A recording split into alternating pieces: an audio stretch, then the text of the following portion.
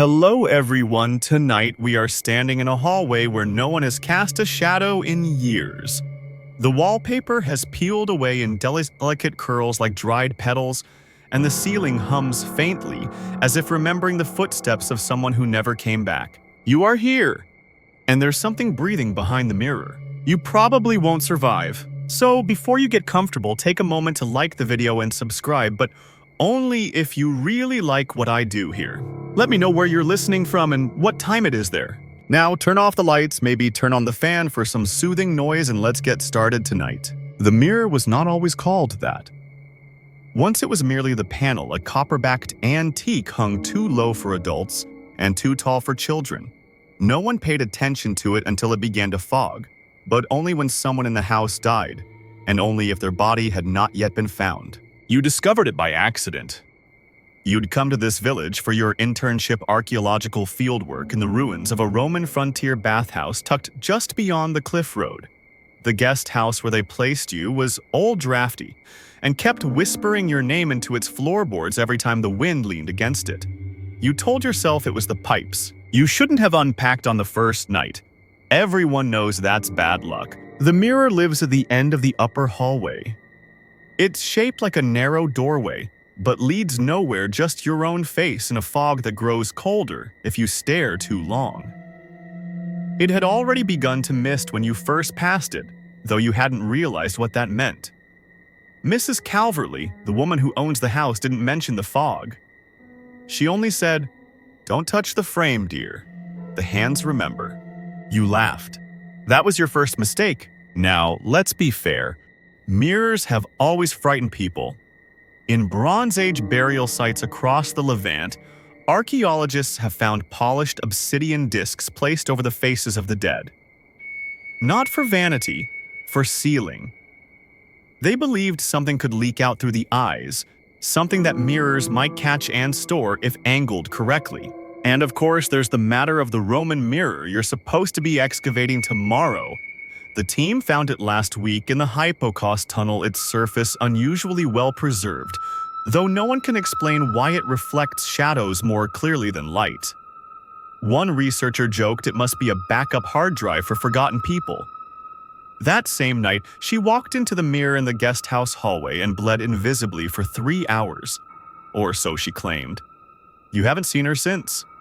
But her room smells faintly of mint, and the fog on the glass has grown a fingertip wider. Some researchers still argue whether ancient mirrors were used for magic or medicine. A few scholars believe they were diagnostic tools designed to detect illness in the reflection of the skin. Others claim they were part of burial rites used to weigh the breath, though no one agrees on what that means. The hallway stretches longer each night. You could swear it used to take 8 steps to reach the mirror, but last night it took 13. You counted out loud. Something behind the wall answered quietly, repeating each number in a voice just a little too fast. You tried not to laugh this time. Tonight when you pass it, the fog is already blooming outward from the mirror's center, thick as lung frost. No one else in the house sees it. You've tried asking. Maybe it's steam from the pipes, someone says, or mold. Mold fog. Sure. Mold that breathes in unison with your heartbeat and recedes when you apologize aloud. There's a small child in one of the photographs near the mirror.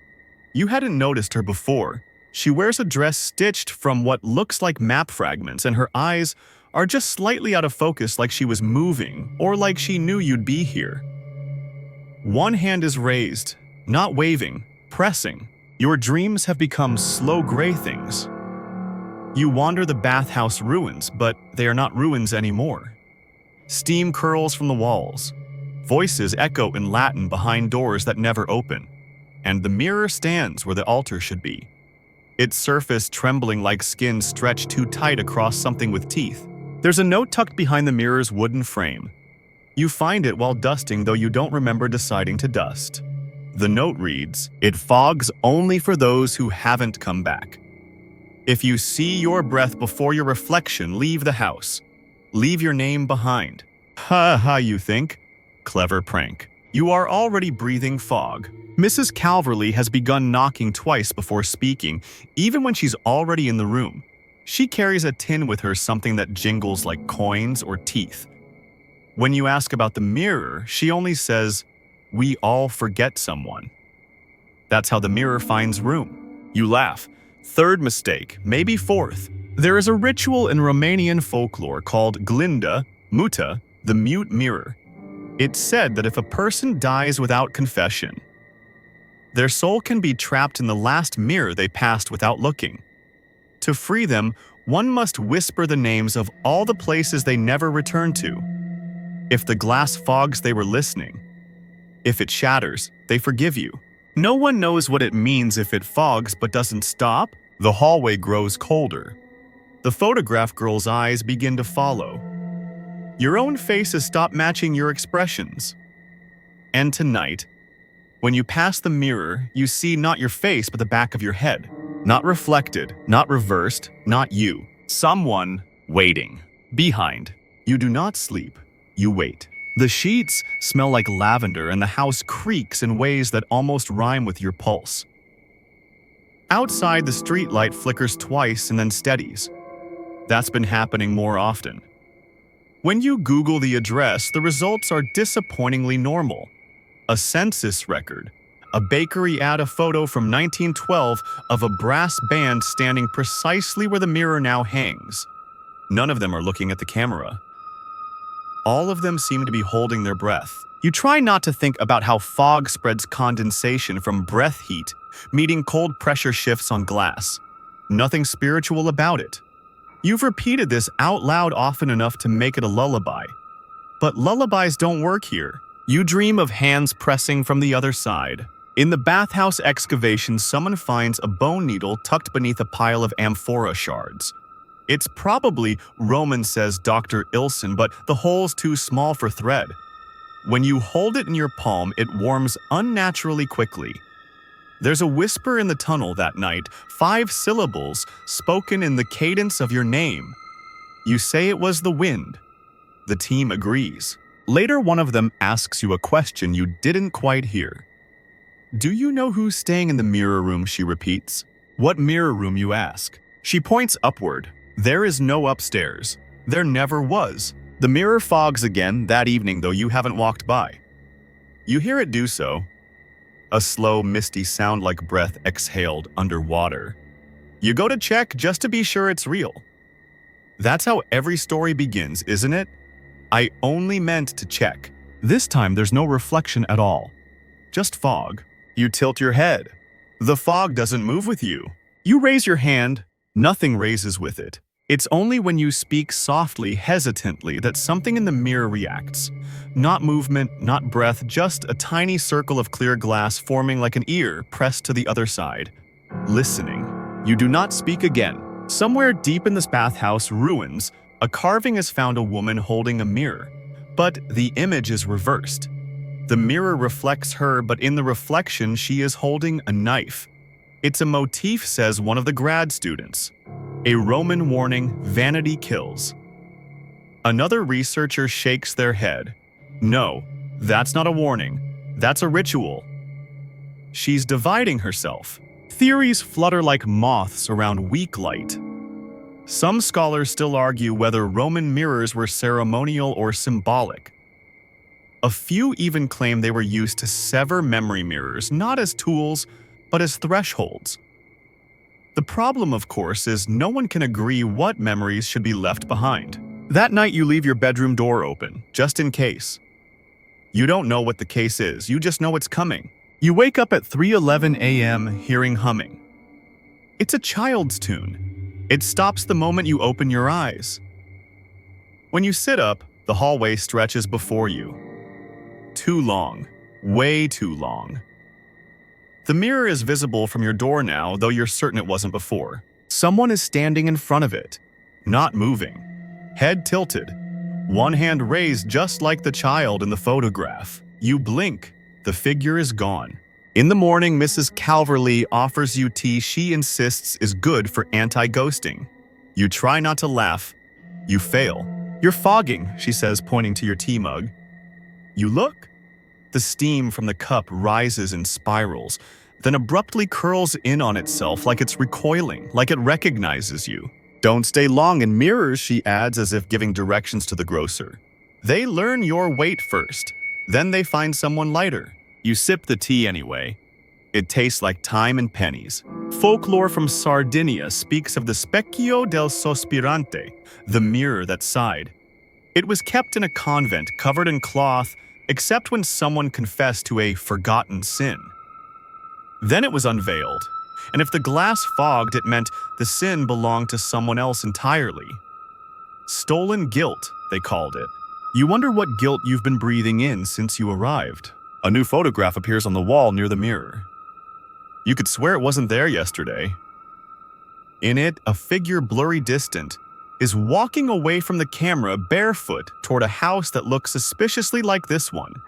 There are 5 mirrors visible in the photo, though only one should be there. You check. The photo has no frame. It's printed directly onto glass. The hallway smells faintly of something you can't place. Old candles? Lemon balm. Wet copper. There's a fingerprint on your own mirror now, your bedroom mirror. But you haven't touched it. Worse, it's on the inside, pressed from within. You consider leaving. You pack a bag. You make it halfway to the front door before Mrs. Calverley stops you with a gentle laugh. Dear, she says there's no need to run. You haven't returned yet. What do you mean? She shrugs. Well, some mirrors are for reflection. Others are for remembering. But this one's for those who tried to come back before they'd gone. She leaves the door open behind her just wide enough for your breath to escape. That night, you dream of fog that remembers your face. You're walking the cliffside road toward the excavation site, but the road is gone. There's only water, flat, dark, perfectly. Still stretching in every direction and floating just above the surface is the mirror from the hallway. You try to walk around it. You try to look away. But no matter where you turn, your reflection is already waiting, already disappointed. When you wake, the mirror is in your room. Not physically, not exactly. But the shape of it is cast in shadow across your ceiling. Tall, narrow, gently pulsing like someone breathing through glass. It fades when you move, but it always comes back when you're still. You no longer speak aloud in the house. You mouth things now, just in case something's still listening through the fog. In the bathhouse, excavation continues. A strange pattern of grooves has been found etched into the wall near the hypocaust. Not Roman, not anything familiar. The grooves appear to spiral outward from a central depression, a mirror socket perhaps, or a mask mount. No one knows. It's probably decorative, someone suggests, or a warning, says Dr. Ilson. Or maybe a story they tried to forget. No one laughs this time. Some scholars still argue whether the Romans ever believed in true ghosts. They wrote of larvae, angry spirits, and lemurs, wandering shades. But most scholars agree their hauntings were less about fear and more about unfinished rituals, unclosed doors, unspoken names. Mirrors were not cursed. They were incomplete. But the mirror in the hallway does not feel incomplete. It feels waiting. You try photographing it. Your phone screen shows static, not visual noise, actual static like an old analog television. You take a screenshot. In the saved image, your face is there, but it's blurred eyes, missing mouth too wide. Behind you stands the girl from the photograph. Her dress of map fragments now features roads that twist into your name. The girl. You've started calling her that. The house doesn't speak it aloud, but you feel the pressure of it behind the walls. Not a presence exactly, a pattern. You go to the mirror with a flashlight and hold it at an angle looking for clues, scratches, smudges. Behind the glassy, the faintest shape of something that doesn't follow the curve of your movements. You think it might be another face, but when you get close enough to see, your breath fogs the surface, and something on the other side breathes in return. Mrs. Calverley catches you in the act. She sighs. You're asking questions like someone who still thinks the house ends where the walls do. She's holding a bundle wrapped in brown cloth. A gift, she says. Everyone leaves something behind eventually. Best if you choose it yourself. You unwrap it. Inside is a mirror. Old chipped, obsidian maybe. It reflects nothing. You ask what it's for. So you don't have to borrow the houses, she says gently. When she leaves, you set the mirror face down. There's a minor earthquake the next morning. Not strong enough to damage the sight, but enough to rattle nerves. In the tunnel, the carved grooves have shifted. They now spiral in the opposite direction. Someone jokes that the walls are dreaming in reverse. You try to laugh, but it catches. That night, the hallway grows even longer. It now curves ever so slightly, like it's preparing to wrap around something. There are more photographs on the wall. Most of them are your face, slightly different in each one. Older, younger, missing, smiling wrong. You find a sticky note on your bedroom door. Have you tried turning the mirror around? It's written in your handwriting. You did not write it. Another Roman site halfway across the empire once uncovered a wall painted with dozens of small mirrors, each distorted in a different way. The curator said it was likely decorative, but locals whispered that it was used to find the image that looks back first. Your hallway mirror is fogging again, but not from your breath. You turn away. That's when you hear it. Not a voice, not exactly. See, a sound like language caught underwater. It bubbles into a word you nearly understand.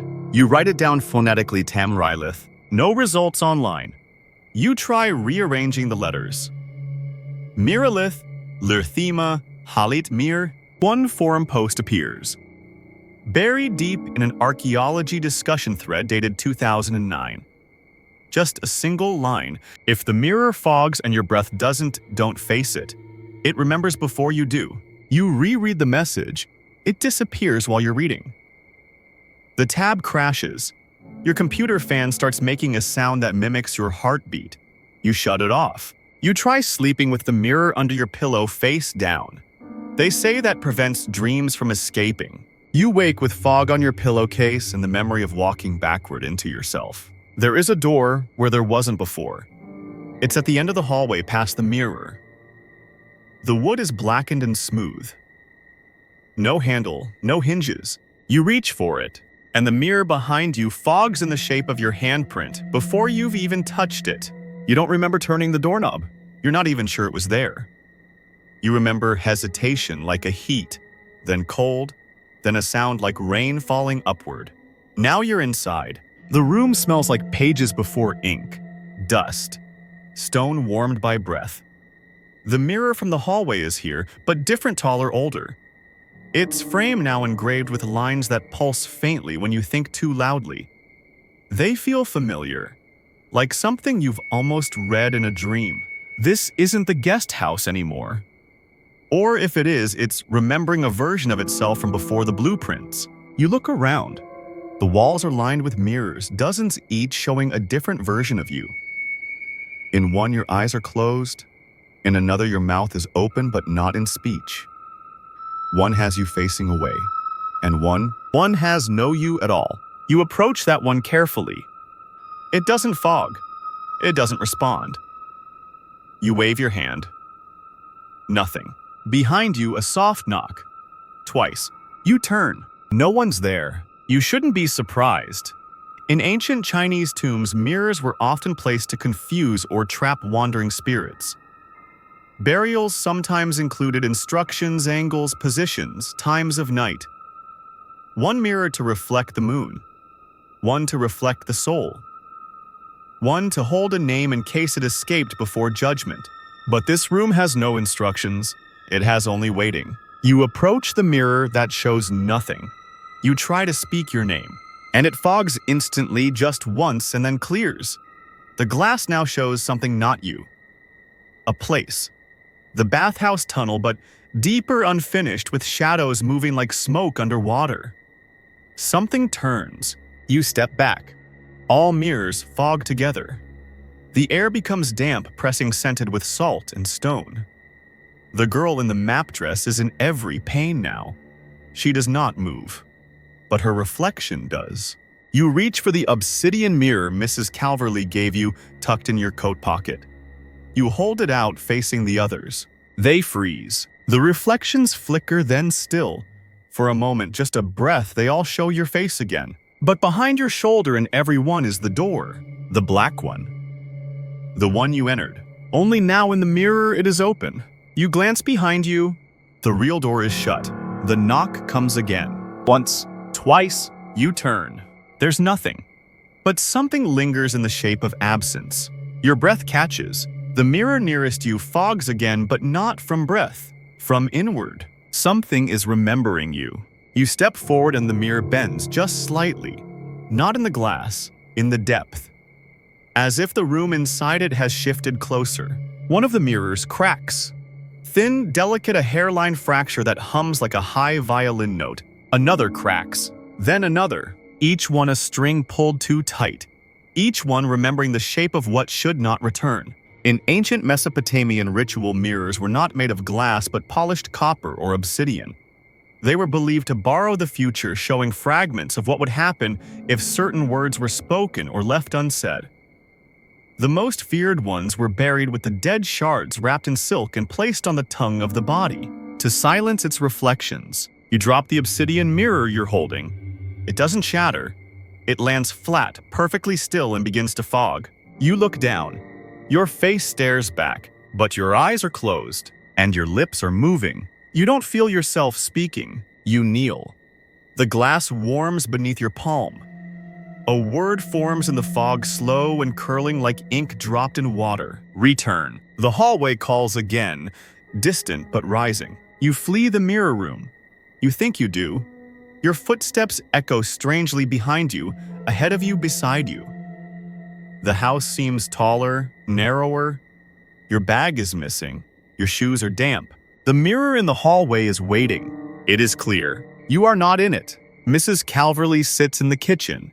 She is drinking tea. I knew you'd find it, she says without turning. Everyone does. Eventually, you ask her what's behind the mirrors, what it wants.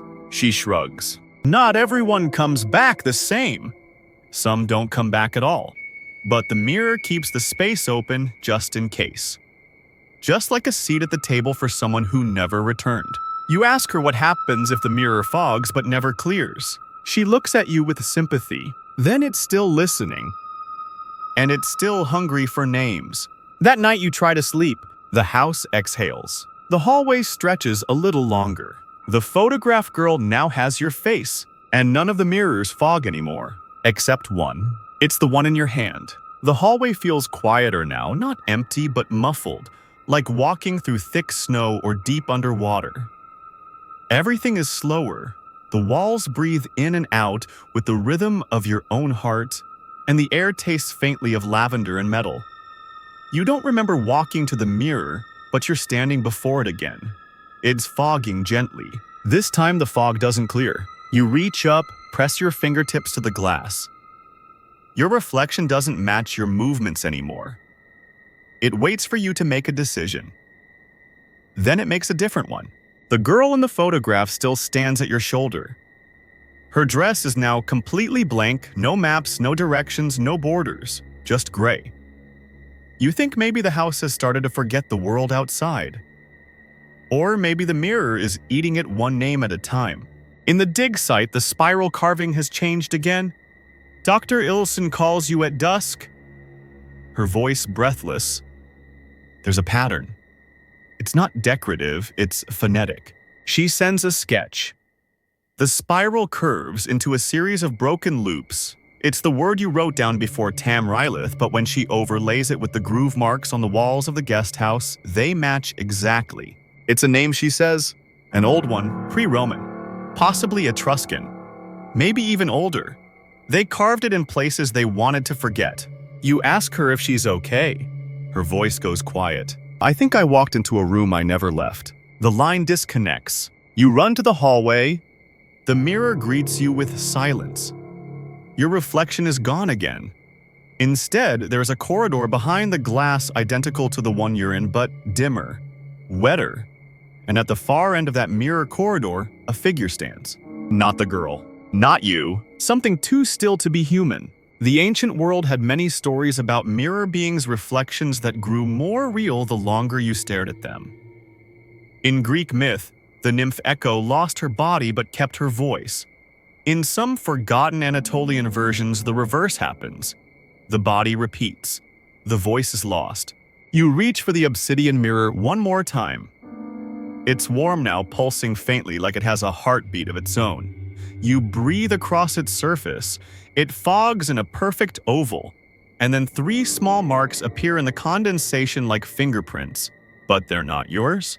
You look to the hallway mirror. 3 marks bloom in the exact same place. From the inside, the house sighs. You try to leave. But the front door opens into another hallway. The windows are all mirrors now. They fog as you approach. You scream, but only silently. The house no longer allows sound, only reflection. You move from mirror to mirror, whispering your name, trying to make something remember you. Only one responds. It's not a mirror on the wall. It's a puddle on the floor. You kneel.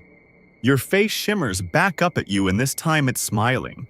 Not kindly, not cruelly, just early, like it's already had the thought you're about to think. You back away, footsteps follow. You run. Behind you, every surface fogs. You lock yourself in your room. The mirror is gone. You breathe into your hands. No mist, no condensation. You check the mirror in the obsidian shard. It shows your room, empty. You try to speak, no sound. The mirror across the hallway clears. Your reflection returns, but it's wearing something different. A dress, made of maps, and the maps have curled inward, into the shape of a spiral. You step forward. The glass ripples. You don't feel fear, not anymore. You feel recognition. You step into the fog. The hallway resets. Some say mirrors forget what they show after 7 years. Some say they remember longer than stone. You are no longer sure which is kinder. The house sleeps now. Quiet, content, its hallway the right length again. The mirror fogs once, then settles. No breath behind it, no child, no you. Somewhere deep beneath the bathhouse ruins, an unfinished spiral curls tighter. The girl in the photograph watches no one. And the mirror waits like a mouth held just barely open, just in case someone else comes looking for the face they forgot to return.